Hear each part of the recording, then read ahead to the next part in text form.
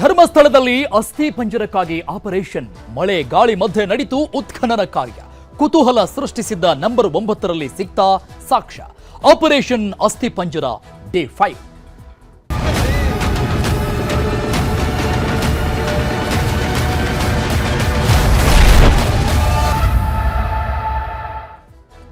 ಧರ್ಮಸ್ಥಳ ಭಾಗದಲ್ಲಿ ಇವತ್ತು ನಡೆದಿರುವಂತದ್ದು 5ನೇ ದಿನದ ಉತ್ಖನನ ಕಾರ್ಯ. 5ನೇ ದಿನದ ಉತ್ಖನನ ಮುಕ್ತಾಯ ಆಗಿದೆ. 9 ಮತ್ತು 10ನೇ ಸ್ಪಾಟ್ನಲ್ಲಿ ಯಾವುದೇ ಸಾಕ್ಷ್ಯಗಳು, ಯಾವುದೇ ಅಸ್ಥಿ ಸಿಗಲೇ ಇಲ್ಲ. ಇದು ಮತ್ತಷ್ಟು ಕೋಲಾಹಲಕ್ಕೆ ಕಾರಣ ಆಗಿದೆ. ಕುತೂಹಲ ಕೇಂದ್ರವಾಗಿದ್ದಂತಹ ಆ 9ನೇ ಸ್ಪಾಟ್ ನಂಬರ್ 9ನೇ ಜಾಗ ಏನಿದೆ, ಅಲ್ಲೂ ಕೂಡ ಮೂಳೆ ಸಿಗಲಿಲ್ಲ. ಈ ಅನಾಮಿಕ ವ್ಯಕ್ತಿ ತುಂಬಾ ಕಾನ್ಫಿಡೆಂಟ್ ಆಗಿದ್ದಂತಹ ಜಾಗ ಅದು. ಸೊ ಅಲ್ಲೇ ಏನು ಸಿಗಲಿಲ್ಲ. ಬಹಳಷ್ಟು ಕುತೂಹಲದ ಕೇಂದ್ರ ಬಿಂದು ಆಗಿದ್ದಂತಹ 9ನೇ ಸ್ಥಳದಲ್ಲಿ ಯಾವುದೇ ಮೂಳೆಗಳು ಕೂಡ ಸಿಗಲಿಲ್ಲ. ಇವತ್ತು ಧರ್ಮಸ್ಥಳದಲ್ಲಿ 5ನೇ ದಿನದ ಉತ್ಖನನ ಕಾರ್ಯ ನಡೀತು, ಜೊತೆಗೆ ಮುಕ್ತಾಯ ಕೂಡ ಆಗಿದೆ. ಬಟ್ ಯಾವುದೇ ರೀತಿಯಾದಂತಹ ಅಸ್ಥಿ ಅಥವಾ ಸಾಕ್ಷ್ಯ ಲಭ್ಯ ಆಗಲಿಲ್ಲ. ಪ್ರಮುಖವಾದಂತಹ ವಿಚಾರ, ಆ ಅನಾಮಿಕ ವ್ಯಕ್ತಿ ಕಾನ್ಫಿಡೆಂಟ್ ಆಗಿ ಇದ್ದಂತಹ 9ನೇ ಜಾಗ ಇದು. ರಸ್ತೆಯ ಪಕ್ಕದಲ್ಲೇ ಆ ಒಂದು ಜಾಗವನ್ನು ಆತ ಗುರುತು ಮಾಡಿದ್ದ. ಸೊ ಹಾಗಾಗಿ ಬಹಳಷ್ಟು ಕಾನ್ಫಿಡೆಂಟ್ ಲೆವೆಲ್ನಲ್ಲಿ ಕೂಡ ಇದ್ದ. ಈಗ ಕಾಡಿನ ಮಧ್ಯದಲ್ಲಿ ಅಂತ ಹೋದ್ರೆ ಯಾವುದೋ ಜಾಗ ಅಪ್ಪಿ ತಪ್ಪಿ ತೋರಿಸಿರಬಹುದು ಅಂತ ಅಂದಾಜು ಮಾಡೋದು. ಬಟ್ ರೋಡ್ ಮಧ್ಯದಲ್ಲಿ ಅಂತ ಇದ್ದಾಗ ಆತನಿಗೆ ಆಲ್ಮೋಸ್ಟ್ ಒಂದು 80-90% ಆದರೂ ನೆನಪಿರಬಹುದಲ್ವಾ ಅನ್ನುವಂತಹ ಕಾನ್ಫಿಡೆಂಟ್ ಲೆವೆಲ್ನಲ್ಲಿ ಇವತ್ತು ಉತ್ಖನನ ನಡೀತು. ಬಟ್ ಏನು ಸಿಗ್ಲಿಲ್ಲ.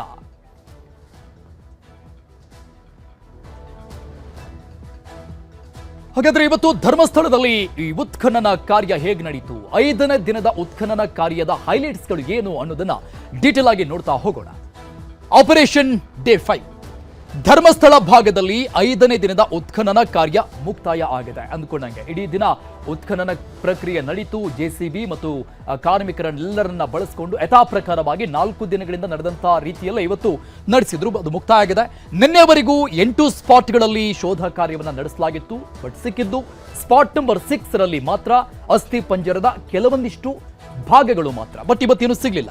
9ನೇ ಸ್ಪಾಟ್ನಲ್ಲಿ ಅಸ್ಥಿ ಪಂಜರಗಳಿವೆ ಅಂತ ಅನಾಮಿಕ ವ್ಯಕ್ತಿ ವಿಶ್ವಾಸ, ಬಹಳಷ್ಟು ಆತ್ಮವಿಶ್ವಾಸವನ್ನ ವ್ಯಕ್ತಪಡಿಸ್ತಾ ಇದ್ದ. ಬಟ್ ಅಲ್ಲಿ ಏನು ಸಿಗ್ಲಿಲ್ಲ. ಇವತ್ತು 9ನೇ ಸ್ಪಾಟ್ ಸೊ ಎಲ್ಲರ ಕುತೂಹಲದ ಕೇಂದ್ರವಾಗಿತ್ತು ಈ 9ನೇ ಸ್ಪಾಟ್. ಯಾಕಂದ್ರೆ 1, 2 ಮತ್ತು 3ನೇ ಸ್ಪಾಟ್ 1ನೇ ದಿನ ಮತ್ತು 2ನೇ ದಿನ ಆಗಿದಂತಹ ಸಂದರ್ಭದಲ್ಲಿ ಈ ಅನಾಮಿಕ ವ್ಯಕ್ತಿ ಅಲ್ಲಿ ಏನು ಸಿಗದೇ ಇದ್ದಾಗ ಡೈರೆಕ್ಟ್ ಆಗಿ ಡಿಮ್ಯಾಂಡ್ ಮಾಡಿದ್ದು 9ನೇ ಸ್ಪಾಟ್ನಲ್ಲಿ ತೆಗಿರಿ, ಖಡಾಖಂಡಿತವಾಗಿ ಸಿಗುತ್ತೆ ಸಾಕ್ಷ್ಯಗಳು, ಅಸ್ಥಿ ಪಂಜರಗಳು ಅಂತ ಅಷ್ಟರ ಮಟ್ಟಿಗೆ ಆತ್ಮವಿಶ್ವಾಸ ವ್ಯಕ್ತಪಡಿಸಿದ. ಬಟ್ SIT ಕೇಳಿಲ್ಲ, ಸೀರಿಯಲ್ ಪ್ರಕಾರವಾಗಿ ತೆಗಿತಾ ಬಂತು. ಸೊ ಹಾಗಾಗಿ ಬಹಳಷ್ಟು ಕೇಂದ್ರ ಬಿಂದು ಆಗಿತ್ತು ಪಾಯಿಂಟ್ ನಂಬರ್ 9. ದೂರುದಾರನ ಕರೆದೊಯ್ದು ಉತ್ಖನನ ಕಾರ್ಯವನ್ನ ಮಾಡಲಾಗಿದೆ. ಸಹಜವಾಗಿ ಪ್ರತಿದಿನದ ಪ್ರಕ್ರಿಯೆ ಇವತ್ತು ಕೂಡ ನಡೀತು. ಅನಾಮಿಕ ಹೇಳಿದಂತಹ ಸ್ಥಳದಲ್ಲಿ ಸಂಪೂರ್ಣವಾಗಿ ಶೋಧ ಮಾಡಲಾಗಿದೆ. ಆತ ಎಷ್ಟು ಅಡಿ ಆಳ ತೆಗಿಬೇಕಂತ ಹೇಳ್ತಾನೆ, ಎಷ್ಟು ಅಡಿ ಅಕ್ಕಪಕ್ಕದಲ್ಲಿ ಅಗಿಬೇಕಂತ ಹೇಳ್ತಾನೆ. ಆ ರೀತಿಯಾಗಿ ಪ್ರತಿಯೊಂದನ್ನು ಕೂಡ SIT ಫಾಲೋ ಮಾಡಿದೆ. ಮಧ್ಯಾಹ್ನ 2 ಗಂಟೆಯವರೆಗೂ ಹುಡುಕಿದ್ರೂ ಕೂಡ ಏನು ಪತ್ತೆ ಆಗಲಿಲ್ಲ 9ನೇ ಆ ಒಂದು ಸ್ಪಾಟ್ನಲ್ಲಿ. ಸೊ ಇವತ್ತು ಏನು ಸಿಗ್ಲಿಲ್ಲ. ಬಳಿಕ ಪಾಯಿಂಟ್ ನಂಬರ್ 10ರಲ್ಲಿ ಶೋಧ ಕಾರ್ಯವನ್ನ ಮುಂದುವರೆಸಬೇಕಾದಂತಹ ಪರಿಸ್ಥಿತಿ ಈ SIT ಟೀಮ್ಗೆ ಬಂದೊದಗಿತು. ಅಲ್ಲಿಂದ 9ನೇ ಸ್ಪಾಟ್ನಿಂದ ಇವರು ಮೂವ್ ಆನ್ ಆಗ್ತಾರೆ ಸ್ಪಾಟ್ ನಂಬರ್ 10ಕ್ಕೆ. ಮಳೆಯ ಮಧ್ಯೆಯೂ ನೆಲ ತಡಕಾಡಿದೆ SIT ಟೀಮ್. ಅಂದ್ರೆ ಬಿಟ್ಟು ಬಿಡದಂಗೆ ಇವತ್ತು ಕೂಡ ಭಾರಿ ಪ್ರಮಾಣದಲ್ಲಿ ಮಳೆ ಕಾಟ ಕೊಡ್ತು. ನಿನ್ನೆ ಇಡೀ ದಿನ ಮಳೆ ಇರಲಿಲ್ಲ. ಸೊ ಕಾರ್ಯಾಚರಣೆ ಸರಾಗವಾಗಿ ನಡೀತು. ಇವತ್ತು ಮಳೆ ಕಾಟ ಕೊಡ್ತು. ಸಂಜೆ 5:30 ವೇಳೆಗೆ ಉತ್ಖನನ ಕಾರ್ಯ ಅಂತ್ಯ ಆಯಿತು. 5:00ವರೆಗೆ ಆಲ್ಮೋಸ್ಟ್ ಇವತ್ತಿನ ಪ್ರಕ್ರಿಯೆಯನ್ನ ಸ್ಟಾಪ್ ಮಾಡಿದ್ರು 5:00ವರೆಗೆ. ಸೊ ಇವತ್ತು ನಡೆದಂತಹ ಉತ್ಖನನ ಕಾರ್ಯದ ಹೈಲೈಟ್ಸ್ ಇದು. ಈ ವಿಚಾರಕ್ಕೆ ಸಂಬಂಧಪಟ್ಟ ಇನ್ನಷ್ಟು ಪ್ರಮುಖ ಡೀಟೇಲ್ಸ್ ಗಳನ್ನ ಕೊಡೋದಕ್ಕೆ ನಮ್ಮ ಪ್ರತಿನಿಧಿ ಗಂಗಾಧರ್ ವಾಗಟ ಲೈವ್ ನಲ್ಲಿ ಜಾಯ್ನ್ ಆಗ್ತಾ ಇದ್ದಾರೆ. ಗಂಗಾಧರ್, ಇವತ್ತು ತುಂಬಾ ಎಕ್ಸ್ಪೆಕ್ಟೆಡ್ ಅನ್ನೋದಕ್ಕಿಂತ ಬಹಳಷ್ಟು ಕುತೂಹಲ ಇದ್ದಂತಹ ದಿನ. ಯಾಕಂದ್ರೆ ಡೇ 1 ಮತ್ತು 2ನೇ ದಿನ 1, 2, 3 ಆ ಸ್ಪಾಟ್ಗಳನ್ನ ಅಗೆದಂತ ಸಂದರ್ಭದಲ್ಲಿ ಆ ಅನಾಮಿಕ ವ್ಯಕ್ತಿ ಡೈರೆಕ್ಟ್ ಡಿಮ್ಯಾಂಡ್ ಮಾಡಿದ್ದು ಸ್ಪಾಟ್ ನಂಬರ್ 9 ತೆಗೀರಿ, ಅಲ್ಲಿ ಸಿಗುತ್ತೆ ಅಂತ. ಸೊ ಹಾಗಾಗಿ ಆತ ಹೇಳ್ತಾ ಇದ್ದಂತ ಆ ಆತ್ಮವಿಶ್ವಾಸದ ಮಾತುಗಳು ಪ್ರತಿಯೊಬ್ಬರಲ್ಲೂ ಕೂಡ ಆ ಒಂದು ಕುತೂಹಲವನ್ನು ಮೂಡಿಸ್ತಾ ಇತ್ತು. ಬಟ್ ಏನೂ ಸಿಗ್ಲಿಲ್ಲ ಅನ್ನುವಂತಹ ಅಷ್ಟೇ ಪ್ರಮಾಣದ ನಿರಾಸೆ ಕೂಡ ಆಯ್ತು ಇವತ್ತು SIT ಅಧಿಕಾರಿಗಳಿಗೆ, ಜೊತೆಗೆ ಈ ಒಂದು ಪ್ರಕರಣವನ್ನು ನೋಡ್ತಾ ಇದ್ದಂತ ಪ್ರತಿಯೊಬ್ಬರಿಗೂ ಕೂಡ. ಸೊ ಇವತ್ತಿನ ಹೈಲೈಟ್ಸ್ ಏನು ಡೀಟೇಲ್ಸ್ ಇದೆ? ಅರುಣ್, ಪ್ರಮುಖವಾಗಿ ಕಳೆದ ಇವತ್ತಿಗೆ 5 ದಿನ ಆಗಿರುವಂತದ್ದು. ನೇತ್ರಾವತಿಯ ಅರಣ್ಯಘಟ್ಟದಲ್ಲಿ ಸ್ಪಾಟ್ 1ರಿಂದ ಇವತ್ತಿಗೆ 10 ಸ್ಪಾಟ್ಗಳನ್ನ ಇವತ್ತು ಕಂಪ್ಲೀಟ್ ಮಾಡಿದೆ. ಆದರೆ ಕೇವಲ 6 ಸ್ಪಾಟ್ ಅಲ್ಲಿ ಮಾತ್ರ ಏನು ಅಸ್ಥಿಪಂಜರದ ಅವಶೇಷಗಳು ಸಿಕ್ಕಿರುವಂತದ್ದು. ಇವತ್ತು 9 ಮತ್ತು 10ರಲ್ಲಿ ಉತ್ಖನನವನ್ನ ಮಾಡಲಾಯಿತು. ಆದ್ರೆ ನಿರೀಕ್ಷೆ ಇತ್ತು, ಸಾಕಷ್ಟು ಆರೋಪಗಳು ಅಲ್ಲಿ ಏನು ಕೇಳಿ ಬರ್ತಾ ಇತ್ತು. ಜೊತೆಯಲ್ಲಿ ಅಲ್ಲಿ ದೂರುದಾರ ಏನ್ ಹೇಳ್ತಾ ಇದ್ದ, ಸ್ಪಾಟ್ 9ರಲ್ಲೇ ಸಿಕ್ಕೇ ಸಿಗುತ್ತೆ, ಅಲ್ಲಿ ಮೃತದೇಹವನ್ನ ಊತಿಟ್ಟಿದ್ದೇನೆ, ಅಲ್ಲಿ ಖಂಡಿತವಾಗಿಯೂ ಕೂಡ ಅಲ್ಲಿ ಮೃತದೇಹದ ಒಂದು ಅಸ್ಥಿಪಂಜರ ಸಿಕ್ಕೇ ಸಿಗುತ್ತೆ ಅನ್ನೋ ರೀತಿಯಲ್ಲಿ ಆತ ಸ್ಪಷ್ಟವಾಗಿ ಹೇಳಿದ್ದ. ಹೀಗಾಗಿ ಸಾಕಷ್ಟು ಕುತೂಹಲ ಇತ್ತು, ಸ್ಪಾಟ್ 9ರಲ್ಲಿ ಸಿಗಬಹುದು ಅನ್ನೋ ರೀತಿಯಲ್ಲಿ. ಸುಮಾರು ಒಂದು 6 ಅಡಿಗೂ ಹೆಚ್ಚು ಅಲ್ಲಿ ಒಂದು ಉತ್ಖನನವನ್ನ ಮಾಡಲಾಯಿತು. ಆದರೆ ಯಾವುದೇ ರೀತಿಯ ವಸ್ತುಗಳಾಗಿರ್ಬೋದು, ಅವಶೇಷಗಳು ಅಲ್ಲಿ ಸಿಕ್ಕಿಲ್ಲ.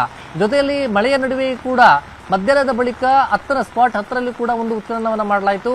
ಅಲ್ಲಿ ಉತ್ಖನ ಮಾಡಿದಂತಹ ಸಂದರ್ಭದಲ್ಲಿ ಯಾವುದೇ ರೀತಿ ಅಲ್ಲೂ ಕೂಡ ವಸ್ತುಗಳು ಸಿಗಲಿಲ್ಲ. ಹೀಗಾಗಿ ಮಳೆಯ ನಡುವೆ 5:30ವರೆಗೂ ಕೂಡ ಅಲ್ಲಿ ಉತ್ಖನನ ಮಾಡಿದಂತಹ ಅಧಿಕಾರಿಗಳು ಆಗ ಅಲ್ಲಿಂದ ಈಗ ಎಕ್ಸಿಟ್ ಆಗಿರುವಂತದ್ದು, ದೂರದಾರರನ್ನ ಕರ್ಕೊಂಡು ಹೋಗಿರುವಂತದ್ದು. ಈ ಮೂಲಕವಾಗಿ 1 to 10 ಈಗ ಕಂಪ್ಲೀಟ್ ಆಗಿದೆ, ಇನ್ನು 3 ಇರುವಂತದ್ದು. ಈಗ ನಾಳೆ ಬಹುತೇಕವಾಗಿ ಮಾಡುವಂತ ಸಾಧ್ಯತೆಗಳು ಕಡಿಮೆ. ಹೀಗಾಗಿ ಇಲ್ಲಿ ಕಂದಾಯ ಅಧಿಕಾರಿಗಳು ಉಳಿದಂತ ಎಸಿ ಸೇರಿದಂತೆ ಅವರೆಲ್ಲರೂ ಏನಿದ್ದಾರೆ ಅವರು ರಜೆ ಇರುವಂತ ಹಿನ್ನೆಲೆಯಲ್ಲಿ ಬರುವಂತ ಸಾಧ್ಯತೆಗಳು ಕಡಿಮೆ ಅಂತ ಹೇಳಲಾಗ್ತಾ ಇದೆ. ಹೀಗಾಗಿ ಬಹುತೇಕವಾಗಿ ಸೋಮವಾರದಿಂದ ಅವರು ಕಾರ್ಯಾಚರಣೆಯನ್ನ ಶುರು ಮಾಡಬಹುದು. ಸೋಮವಾರ ಬಹುತೇಕವಾಗಿ ಅವತ್ತಿನ ದಿನ 3 ಒಂದು ಸ್ಪಾಟ್ಗಳನ್ನ ಕಂಪ್ಲೀಟ್ ಮಾಡುವಂತಹ ಒಂದು ನಿರೀಕ್ಷೆಯನ್ನ ಅವರು ಇಟ್ಕೊಂಡಿದ್ದಾರೆ. ಆದ್ರೆ ಒಂದು ಏನಂದ್ರೆ, ಇಲ್ಲಿ ದೂರುದಾರ ಅನಾಮಿಕ ವ್ಯಕ್ತಿ ಹೇಳ್ತಾ ಇರುವಂತದ್ದು 9 ಸ್ಪಾಟ್ ಏನಿದೆ ಆ ಜಾಗದಲ್ಲಿ ಸಿಗುತ್ತೆ ಅಂತ ಏನ್ ಹೇಳ್ತಾ ಇದ್ದ. ಆದ್ರೆ ಅಲ್ಲಿ ಎಲ್ಲವೂ ಕೂಡ ಅಗಲ ಆಗಿರ್ಬೋದು, 6 ಅಡಿ ಅಗಲ 6 ಅಡಿ ಉದ್ದದ ಒಂದು ಉತ್ಖನನವನ್ನ ಮಾಡಲಾಯಿತು. ಆದ್ರೆ ಯಾವುದೇ ರೀತಿಯಲ್ಲಿ ಸಿಗ್ಲಿಲ್ಲ. ಈಗ 6ರಲ್ಲಿ ಸಿಕ್ಕಂತ ಅವಶೇಷಗಳು 25 ಏನಿತ್ತು, ಅದು ಬಹುತೇಕವಾಗಿ ಇನ್ನೂ ಕೂಡ FSLಗೆ ಕಳಿಸಿರುವಂತದ್ದು. ಬಹಳ ಗೌಪ್ಯವಾಗಿ ಅದು ಒಂದು ತನಿಖೆಯನ್ನ ಮಾಡಲಾಗ್ತಾ ಇದೆ. ತನಿಖಾ ಒಂದು ಪ್ರಕ್ರಿಯೆಗಳ ವಿಧಾನಗಳನ್ನ ಇನ್ನು ಕೂಡ ಎಲ್ಲೂ ಸೋರಿಕೆ ಆಗದ ರೀತಿಯಲ್ಲಿ ಈ ಒಂದು ತನಿಖೆಯನ್ನ ಮಾಡಲಾಗ್ತಾ ಇರುವಂತದ್ದು.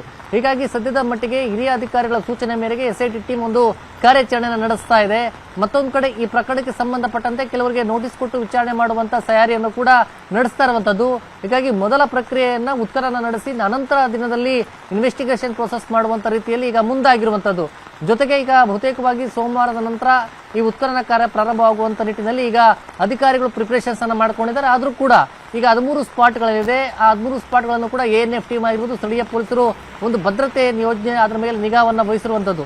ಅನಾಮಿಕರಾಗಿರ್ಬೋದು, ಯಾರು ಅಪರಿಚಿತರು ಅನುಮಾನಿತರಲ್ಲಿ ಓಡಾಡಬಾರದ ರೀತಿಯಲ್ಲಿ ಎಲ್ಲ ಒಂದು ನಿಗಾವನ್ನ ವಹಿಸಿದ್ದಾರೆ. ಒಟ್ಟಾರೆಯಾಗಿ ಒಂದು ಪ್ರೊಸೀಜರ್ ಮೂಲಕವಾಗಿ ಇನ್ವೆಸ್ಟಿಗೇಷನ್ ನಡೀತಾ ಇದೆ.